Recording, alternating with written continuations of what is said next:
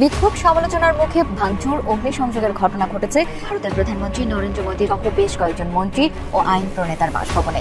বাতিল হয়েছে বিমানবন্দরের সব ফ্লাইট। মোদীর বাসভবনে হামলা হয়েছে, আগুন ধরিয়ে দেওয়া হয়েছে। পুনে বিশ্ববিদ্যালয়ের বিক্ষুব্ধ ছাত্রদের ঠেকানো যাচ্ছে না, আইন শৃঙ্খলা বাহিনীও দিশেহারা। দক্ষিণ এশিয়ার রাজনীতিতে যেন একের পর এক রাজনৈতিক ভূমিধস ঘটছে। এবার সেই একই স্রোত গিয়ে আছড়ে পড়েছে ভারতের মাটিতে।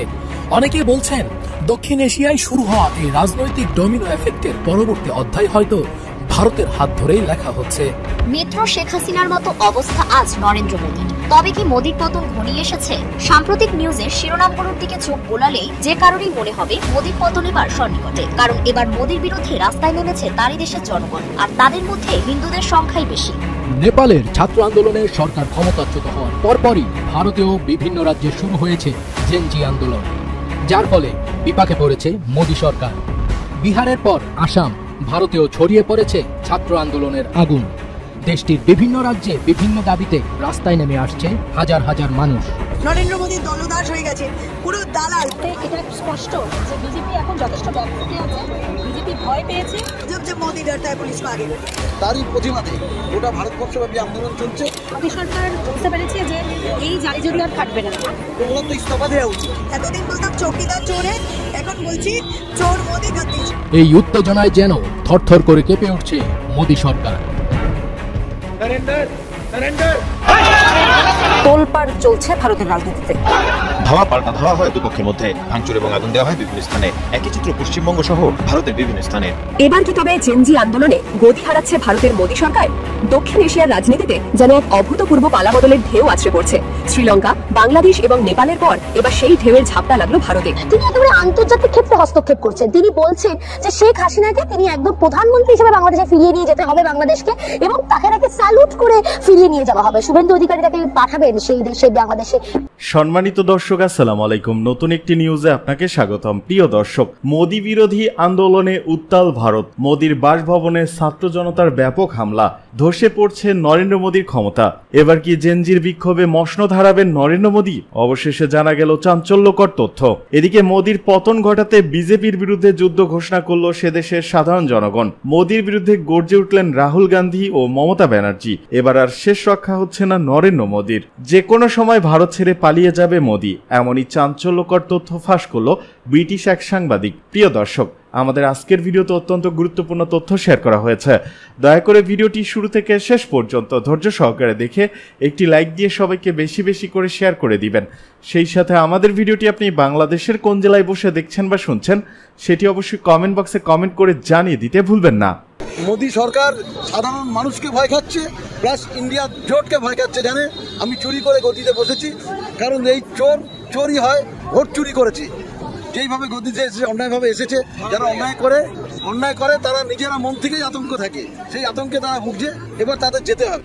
মোদী সরকার যেভাবে চলছে, যেভাবে জিনিসপত্রের দাম বৃদ্ধি করা, একজন ভীতু প্রধানমন্ত্রী যে সবটাইতে অন্যায় কাজ করে যাচ্ছে, তার তো ভয় পাওয়াটাই স্বাভাবিক। কারণ সে তো সত্যতার পথে নেই, সে তো কনস্টিটিউশনের পথে নেই। কনস্টিটিউশনকে অবমাননা করে কনস্টিটিউশনের এগেনস্টে গিয়ে উনি সমস্ত কাজ করছেন, যার জন্য আজকে রাহুল গান্ধীজি বা কংগ্রেস যে পদক্ষেপ নিয়েছেন, সেই পদক্ষেপকে উনি ডিনাই করতে পারছেন না। মোদীর সরকার কোথায়? মোদীর সরকার তো নেই, এনডিএ সরকার। হ্যাঁ, যে কিনা এমন একটা সরকার যে নিজের কোনো ক্যাপাসিটি নেই, এবিলিটি নেই, নিজে কিছু করতে পারে না। ইন্ডিয়া জোট, মোদী বিরোধী যারা, তারা সবাই আমরা একটা লড়াই, এখন আমাদের বাঁচার লড়াই, গণতন্ত্রের লড়াই। যত দিন যাচ্ছে তত একের পর এক জুমলাবাজিটা সামনে প্রকাশিত হয়ে যাচ্ছে। নরেন্দ্র মোদী দলদাস হয়ে গেছে, পুরো দালাল, প্রশাসন দালাল, আপনি ইলেকশন কমিশন দালাল। আপনি দেখুন যে প্রশাসনকে যখন তখন আগে করে দিচ্ছে। আমরা তো বলছি জব মোদী ডরতা হ্যায় পুলিশ কো আগে করতে। এখন তো উচিত মোদীর, রাহুল গান্ধী যা প্রেস কনফারেন্স করে সারা ভারতবাসীকে দেখিয়ে দিয়েছে, ওনার তো ইস্তফা দেওয়া উচিত। সারা ভারতবর্ষের মানুষের সামনে রাহুল গান্ধী প্রমাণ করে দিয়েছে যে এরা ভোট চুরি করে জিতেছে। তার ফলে আজকে সমগ্র ভারতবর্ষের সমস্ত বিরোধী পার্টি যারা আছে, সমগ্র মানুষ আজকে উত্তাল হয়ে উঠেছে। মানুষের গণতন্ত্র অধিকারকে মার্ডার করেছে এরা। আজ গণতন্ত্র আজকে হত্যা হয়েছে। তা আজকে মোদী 2024-এ যে বসেছে, টোটাল আজকে ওটা ফর্জি ভোটে আজকে জিতে বসেছে আজকে। তো আজকে রাহুল গান্ধী সেটা প্রমাণ করে দিয়েছে। আগামী দিনে আমাদের আন্দোলনের ধারা অব্যাহত থাকবে। এই যে ভোট চোরি, এতদিন বলতাম চৌকিদার চোরে, এখন বলছি চোর মোদী গদ্দি চোর। কারণ আপনি ভোটটা চুরি করছেন, আমরা চুরি রেখেছি। আমাদের নেতা রাহুল গান্ধী আজকে থেকে না বহু যুগ ধরে বলছে যে ইভিএম এ গন্ডগোল চলছে। এবার একদম তথ্য প্রমাণ সহকারে যে ভোট চুরি হচ্ছে, যে দেখুন ভোটটা তো আমাদের গণতান্ত্রিক অধিকার, এটা কোনো বিজেপি কংগ্রেসের লড়াই হচ্ছে না। কোথাও দেখা যাচ্ছে একই ভোটার, একই নাম, একই ছবি, হ্যাঁ বাবার নাম ABCDEFG, এগুলোকে হাতিয়ার করছে মোদী। দক্ষিণ এশিয়ার রাজনীতিতে যেন একের পর এক রাজনৈতিক ভূমিধস ঘটছে। মাত্র কয়েক বছরের ব্যবধানে শ্রীলঙ্কায় মাহিন্দা রাজাপক্ষের পতন, বাংলাদেশে স্বৈরাচার শেখ হাসিনার দেশ ছেড়ে পালানো এবং নেপালে কেপি শর্মা ওলির বিদায় ঘটেছে গণ আন্দোলনের মুখে। এবার সেই একই স্রোত গিয়ে আছড়ে পড়েছে ভারতের মাটিতে। অনেকে বলছেন দক্ষিণ এশিয়ায় শুরু হওয়া এই রাজনৈতিক ডোমিনো এফেক্টের পরবর্তী অধ্যায় হয়তো ভারতের হাত ধরেই লেখা হচ্ছে। গত 9 সেপ্টেম্বর সকাল থেকে বিহারের রাজধানী পাটনা কার্যত পরিণত হয় বিক্ষোভের শহরে। প্রায় 3000 চাকরি প্রত্যাশী তরুণ জড়ো হন পাটনা কলেজ প্রাঙ্গণে। সেখান থেকে তারা মুখ্যমন্ত্রী নীতিশ কুমারের বাসভবনের উদ্দেশ্যে মিছিল শুরু করলে একে একে কেতন মার্কেট, বকরগঞ্জ, গান্ধী ময়দান ও ডাকবাংলো স্কয়ার সহ শহরের গুরুত্বপূর্ণ সড়ক অচল হয়ে পড়ে। তাদের অভিযোগ, শিক্ষক নিয়োগে শূন্যপদ ইচ্ছাকৃতভাবে কমিয়ে দেওয়া হয়েছে। এতে শুধু হাজার হাজার তরুণের কর্মসংস্থানের স্বপ্ন ভেঙে পড়ছে না, শিক্ষা খাতও ধ্বংসের মুখে ঠেলে দেওয়া হচ্ছে।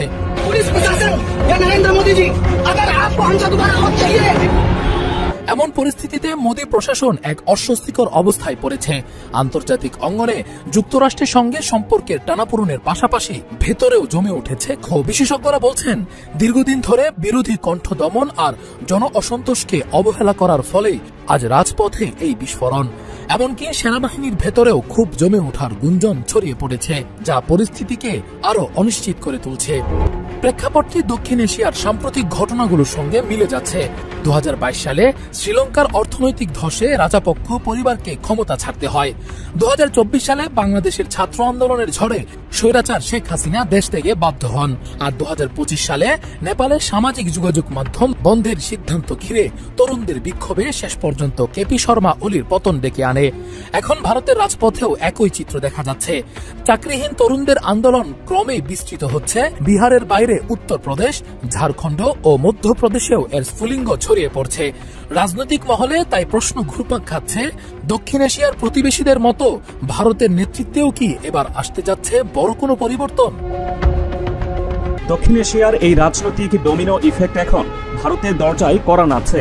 যখন নেপালের তরুণদের বিক্ষোভে হিমালয় কাঁপছিল, ঠিক সেই মুহূর্তে ভারতের বিহার রাজ্যে জ্বলে উঠেছে প্রতিবাদের আগুন। হাজার হাজার চাকরিপ্রার্থী তরুণ শিক্ষক নিয়োগে বঞ্চনার অভিযোগে রাজপথ প্রকম্পিত করে তুলেছেন। আর এই ঘটনাই মোদী সরকারের কপালে ফেলে দিয়েছে গভীর চিন্তার ভাঁজ। বিহারের রাজধানী পাটনার রাজপথ যেন পরিণত হয়েছে এক জনসমুদ্রে। শিক্ষক নিয়োগের চতুর্থ দফার পরীক্ষা অর্থাৎ টিআরই 4কে কেন্দ্র করে এই বিক্ষোভের সূত্রপাত। রাজ্যের হাজার হাজার তরুণ যারা দিনের পর দিন এক বুক আশা নিয়ে চাকরির পরীক্ষার প্রস্তুতি নিচ্ছিলেন, সরকারের এক সিদ্ধান্তে তাদের স্বপ্ন যেন এক মুহূর্তে চুরমার হয়ে গেছে। তাদের অভিযোগ, সরকার তাদের সাথে সরাসরি বিশ্বাসঘাতকতা করেছে। ঘটনার গভীরে গেলে দেখা যায়, বিহার সরকার কথা দিয়েছিল 15ই সেপ্টেম্বরের মধ্যে প্রায় 1,20,000 শূন্য পদে শিক্ষক নিয়োগের বিজ্ঞপ্তি প্রকাশ করা হবে। এই আশায় বুক বেঁধেছিলেন রাজ্যের লক্ষ লক্ষ বেকার তরুণ তরুণী। কিন্তু গত 5ই সেপ্টেম্বর রাজ্যের শিক্ষামন্ত্রী সুনীল কুমার এক ঘোষণায় জানান, নিয়োগ দেওয়া হবে মাত্র 26,000-এর বেশি কিছু পদে। আকাশ থেকে পড়ার মতো এই ঘোষণায় ক্ষোভে ফেটে পড়ে চাকরি প্রার্থীরা। গত 9 সেপ্টেম্বর মঙ্গলবার সকাল থেকে প্রায় 3000-এরও বেশি বিক্ষুব্ধ তরুণ পাটনা কলেজ চত্বরে জমায়েত হতে শুরু করেন। সেখান থেকে তাদের লক্ষ্য ছিল একটাই, মুখ্যমন্ত্রী নীতিশ কুমারের বাসভবন। দেখতে দেখতে সেই মিছিল ছড়িয়ে পড়ে শহরের প্রাণকেন্দ্রগুলোতে।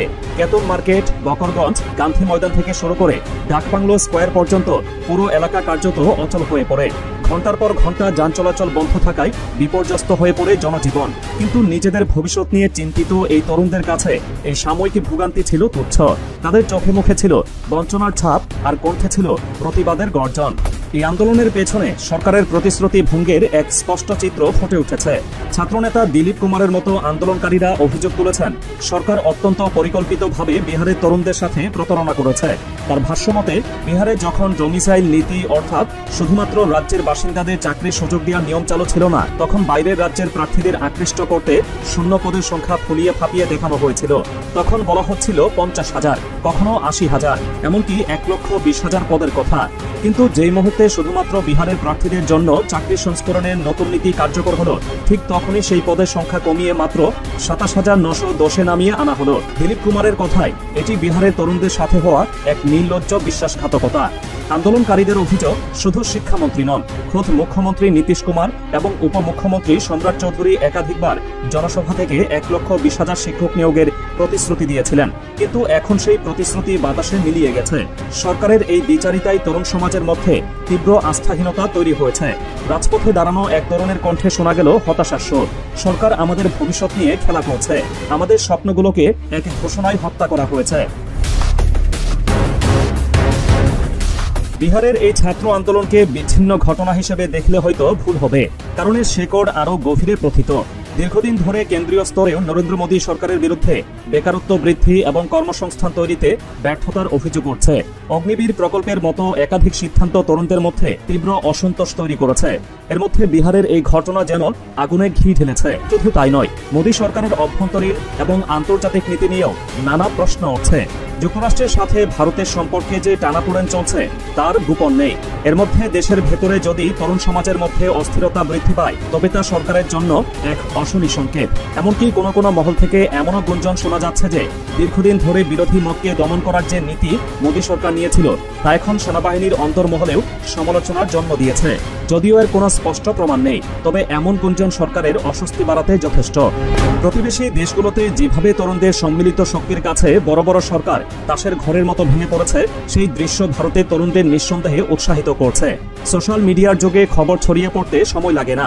নেপালের তরুণরা যদি পারে, বাংলাদেশের ছাত্ররা যদি পারে, তাহলে ভারতের তরুণরা কেন পারবে না? এই প্রশ্ন এখন ঘুরপাক খাচ্ছে পাটনা থেকে দিল্লি পর্যন্ত। পশ্চিমবঙ্গে প্রত্যেক মুহূর্তে ইতিহাস বাংলা সব বদলাতে বদলাতে যাচ্ছেন। এমনকি আমাদের ন্যাশনাল সং বন্দে মাতরম যেভাবে কোথাও বদলে দিলেন, এরপর সত্যি সত্যি যে কোনো মুহূর্তে যদি ডিক্লেয়ার করেন যেটা আসলে পশ্চিম বাংলাদেশি হয়ে গেছে। দিল্লি কিংবা গুজরাটের গোলামির দিন শেষ, এবার পশ্চিমবাংলা হচ্ছে পশ্চিম বাংলাদেশ। ছাত্র জনতার গণ অভ্যুত্থানের মাধ্যমে বাংলাদেশ দিল্লি এবং গুজরাটের দাসত্বমুক্ত হয়েছে। এবার পশ্চিমবাংলাও দিল্লি এবং গুজরাটের গোলামির বিরুদ্ধে স্বাধীনতা ঘোষণা করে দিয়েছে। না, এই দাবি আমাদের নয়, বরং পশ্চিমবাংলার মিডিয়ার। পশ্চিমবাংলার মুখ্যমন্ত্রী মমতা ব্যানার্জি পশ্চিমবাংলাকে গুজরাট কিংবা দিল্লির গোলাম নয়, বরং অবিভক্ত বাংলাদেশের অংশ করার ঘোষণা দিয়েছেন। এমনকি ভারতের জাতীয় সঙ্গীতকেও পরিবর্তন করে ফেলেছেন তিনি, এমনটাই দাবি করছে ভারতীয় মিডিয়া। পশ্চিমবাংলার জনগণের চোখ খুলে দিয়েছে বাংলাদেশের ছাত্র জনতা। কিভাবে পশ্চিমবাংলা দিল্লি ও গুজরাটের গোলামি থেকে মুক্ত হয়ে বাংলাদেশের অংশ হতে চলেছে, বিস্তারিত থাকছে আজকের এই ভিডিওতে। অনুরোধ করছি ভিডিওটি শেষ পর্যন্ত দেখার জন্য। প্রথমেই দেখে নেওয়া যাক এ নিয়ে কি বলছে ভারতীয় পশ্চিমবাংলার মিডিয়া। আমি জাস্ট পরপর একটা পরিসংখ্যান বলছি, বেশি পেছনে যাওয়ার দরকার নেই মাননীয়া, বেশি পেছনে যাওয়ার দরকার নেই। আপনি বলছেন যে বাংলাকে গুজরাট হতে দিতে চান না, আর বাংলার মানুষ বলছে যে আমরা এখানে কাজ না পেয়ে গুজরাট চলে যাচ্ছি। শুধুমাত্র অগস্ট মাস শেষ হলো, এটা সেপ্টেম্বর, জাস্ট অগস্ট মাসে গুজরাট কি কি পেয়ে গেল, একটা মাসের কথা বলছি, আর পুরো খতিয়ান তুলে ধরলে আজকে দিন কভার হয়ে যাবে। অগস্ট মাসে গুজরাটের সানন্দে গাড়ি তৈরির কারখানা আরো বেশি এক্সপ্যান্ড করলো, উদ্বোধন করলেন প্রধানমন্ত্রী নরেন্দ্র মোদী। বছরে ৭৫,০০০ গাড়ি তৈরি হবে এই কারখানায় সানন্দে, ৭৫,০০০। মাননীয়া, বাংলা কি আলাদা দেশ? অবশ্যই আলাদা দেশ, কারণ ভারতের খাতায় কলমে লেখা আছে এই রাজ্যটার নাম পশ্চিমবঙ্গ, ওয়েস্ট বেঙ্গল। তার একটা ঐতিহাসিক তাৎপর্য আছে, কিন্তু আমরা জানি এখন এই রাজ্যটির নাম হচ্ছে বাংলা। এর নিজস্ব একটা জাতীয় সঙ্গীত আছে, এর নিজস্ব একটা সাহিত্য, একটা কি বলবো, একটা জাতীয় বই আছে যার নাম কথাঞ্জলি। এর নিজস্ব পোশাক আছে। সেদিনকে মেট্রোতে উঠে দেখলাম একজন লুঙ্গি পরে উঠে পড়েছে। আমি জীবনে কোনোদিন মেট্রোতে কাউকে লুঙ্গি পরে দেখতে, এই শীতে লুঙ্গি পরে উঠে পড়েছে। এর নিজস্ব দুর্গাপূজা আছে। সারা ভারতবর্ষে দুর্গাপূজায় কখনো কোনো দুর্গামূর্তির হাতে জুতো চটি ঝুলিয়ে দেয় না, কিন্তু এখানে একটা নিজস্ব দুর্গাপূজা আছে, তার নাম থিম। এখানে নিজস্ব একটা প্রতীক আছে। সারা ভারতবর্ষের প্রতীক হচ্ছে অশোক স্তম্ভ, এখানে একটা অন্য প্রতীক তৈরি হয়েছে যেটা মুখ্যমন্ত্রী ডিজাইন করেছেন। এবং এখানে নিজস্ব বাংলা ভাষা আছে, যেখানে জলকে বলা হয় পানি, এটা পাঠ্যপুস্তকে আছে, যেখানে বলা হয় আসপানি, ফুফা ইত্যাদি। এখানে রবীন্দ্রনাথ ঠাকুর সারা বিশ্বে সমাদৃত হলে, বিশ্বকবি হলো, এখানে তিনি আগুনে পুড়ে যান, কারণ তিনি অনেকটা মোদিজির মতো দেখতে বলে নাকি। সবচেয়ে বড় কথা, এখানে বাংলা ভাষায় এখন আর কেউ অভিনন্দন বলে না, বলে শুভনন্দন। আমরা সত্যি আলাদা, আমরা সত্যি এর পরিণতি কি হবে? কিন্তু এটুকু বলতে পারি যে মাননীয়, যেভাবে কোথাও পশ্চিমবঙ্গে প্রত্যেক মুহূর্তে ইতিহাস বাংলা সব বদলাতে বদলাতে যাচ্ছেন, এমনকি আমাদের ন্যাশনাল সং বন্দে মাতরম যেভাবে কোথাও বদলে দিলেন, এরপর সত্যি সত্যি যে কোনো মুহূর্তে যদি ডিক্লেয়ার করেন যেটা আসলে পশ্চিম বাংলাদেশি হয়ে গেছে। বিগত 75 বছর যাবৎ পশ্চিমবাংলার মানুষ ভারতের গোলামি করে সামান্য সম্মানটুকুও পায়নি, উল্টো তাদের ভাষা ও খাদ্যাভ্যাস নিয়ে প্রতিনিয়ত অত্যাচারের শিকার হতে হচ্ছে। নিজ দেশে পশ্চিমবাংলার মানুষকে রোহিঙ্গা বলে গালি দেওয়া হচ্ছে। পশ্চিমবাংলার জনগণ এখন অর্থ নয়, সম্মান চায়। আর এক বাঙালিকে সম্মান দিতে পারবে আরেক বাঙালি। মমতা ব্যানার্জি পশ্চিমবাংলাকে গুজরাট কিংবা দিল্লির দাসত্ব থেকে মুক্ত করার ঘোষণা দিয়েছেন। পশ্চিমবাংলা এখন কাগজে কলমে ভারতের রাজ্য থাকলেও ধীরে ধীরে পশ্চিম বাংলাদেশ হয়ে যাচ্ছে। ভারতের জাতীয় সঙ্গীত থেকে শুরু করে ভাষা সবকিছুই ত্যাগ করেছে পশ্চিমবাংলা।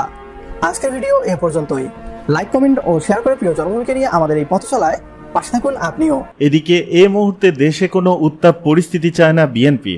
দেশের জনগণ ও গণতন্ত্রের স্বার্থে বিএনপি এই মুহূর্তে দেশে এমন কোনো উত্তাপ পরিস্থিতি চায় না যা দেশের ব্যবসা বাণিজ্য সহ সবকিছু ক্ষতিগ্রস্ত করবে। তবে দলটির সন্দেহ ইস্যু তৈরি করে একটি মহল দেশকে অস্থিতিশীল করার পায়তারা করছে। আসন্ন ত্রয়োদশ জাতীয় সংসদ নির্বাচন সামনে রেখে যে কোনো পরিস্থিতি সর্বোচ্চ ধৈর্যের সঙ্গে মোকাবেলা করবে বিএনপি। সরকারকে সব ধরনের সহযোগিতার পাশাপাশি দলীয় নেতা কর্মীদেরও সতর্ক থেকে জনগণের সঙ্গে থাকার কথা বলা হয়েছে। প্রধান উপদেষ্টা অধ্যাপক ডক্টর মোহাম্মদ ইউনূসের প্রতিশ্রুতি অনুযায়ী নির্বাচনকে বিএনপিও উৎসবমুখর ও ইতিহাসের সেরা নির্বাচন হিসেবে দেখতে চায়। এর আগে তারাও দ্রুত সময়ের মধ্যে জুলাই সনদ স্বাক্ষরে প্রস্তুত রয়েছে। সোমবার রাতে দলটির স্থায়ী কমিটিরও বৈঠকে এ নিয়ে আলোচনা হয়। জানা যায়, জাতীয় ঐক্যমত্য কমিশনের নেতৃত্বে প্রস্তাবিত জুলাই জাতীয় সনদে চূড়ান্ত মতামত দেবে বিএনপি। ইতিমধ্যে প্রায় 40 পৃষ্ঠার এ মতামত তৈরি করেছে।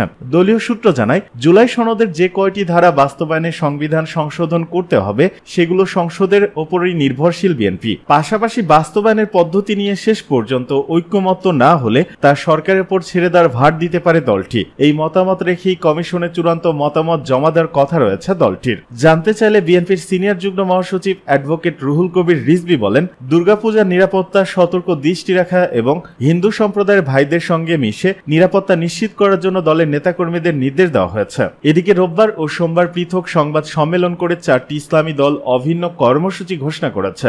সেই কর্মসূচির দিকে নজর রাখছে বিএনপি। দলটির একাধিক নীতি নির্ধারক জানান, তাদের দাবির মধ্যে ভোটের সংখ্যানুপাতিক প্রতিনিধিত্ব পদ্ধতি পিআর রয়েছে, যা সম্পর্কে দেশের মানুষ পরিচিতই নন। আর সংস্কারের বিষয়টি সবচেয়ে আগে বিএনপি বলেছে। এ বিষয়ে সবচেয়ে আন্তরিক তারা। এ প্রসঙ্গে রাজধানীতে এক সভায় বিএনপির স্থায়ী কমিটির সদস্য আমির খসরু মাহমুদ চৌধুরী বলেন, জনগণের ম্যান্ডেট না নিয়ে রাজপথে কোনো কর্মসূচি দিলে গণতন্ত্র বাধাগ্রস্ত হবে।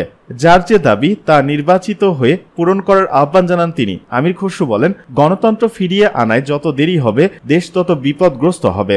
রাজপথের পর্ব শেষ হয়েছে, জনগণের মালিকানা ফেরানোর সময় এখন। গণ অভ্যুত্থান পরবর্তী সময়ে দ্রুত নির্বাচন না হলে দেশে বিভক্তি ও গৃহযুদ্ধের সংখ্যা থাকে। রাষ্ট্রের দায়িত্ব হিসেবে নিজেদের করণীয় নির্ধারণ করছে বিএনপি। দান অনুদান নয়, নাগরিককে সক্ষম করাই লক্ষ্য। সেই সঙ্গে বিএনপি উন্নয়ন ও উৎপাদনের রাজনীতি করে।